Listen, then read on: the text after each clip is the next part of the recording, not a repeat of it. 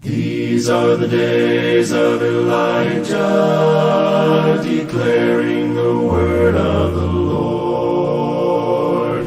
And these are the days of your servant Moses, righteousness being restored.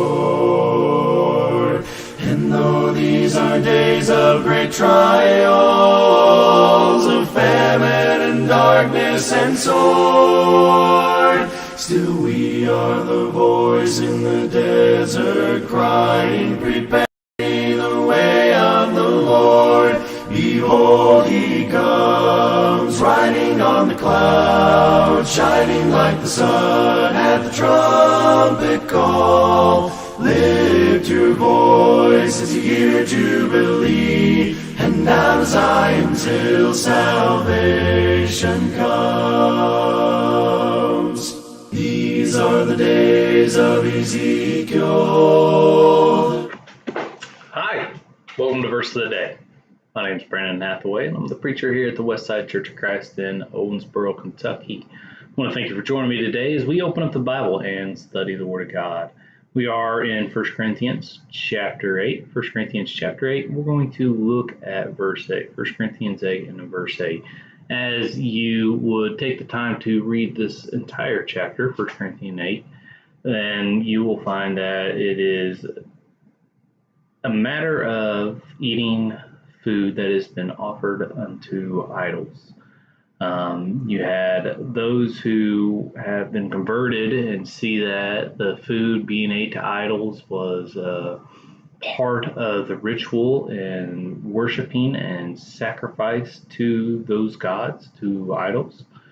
And then you had those who understood that there is no other God besides our God, and so therefore the food that and the mindset of others were offered idols was just food that was being burnt, being cooked, and so it was just food. And so they were that's what it's kind of discussing and getting through. And so you get here to verse 8, 1 Corinthians 8 and verse 8. It says, "But food will not commend us to God.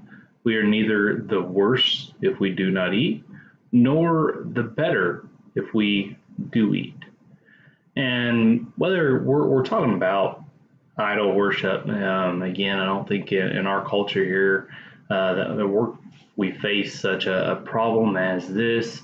But today we do have some who might say it is wrong to simply eat meat because of their care for animals, and so you got those who say you have to be vegetarians or vegans or this or that, and you have to grow it a certain way, and you can get caught up in a lot of things, and they might even try to make it religious, but here again, it makes food is not something that is a matter of heaven and hell. Food will not get us to any better or any worse if you choose to eat vegetables or meat. And so we are not to allow this to cause a division among the brethren, not allow this to cause anyone to stumble and fall from God, but rather let our own conscience be what it is, and continue to serve God and not to force anyone either direction.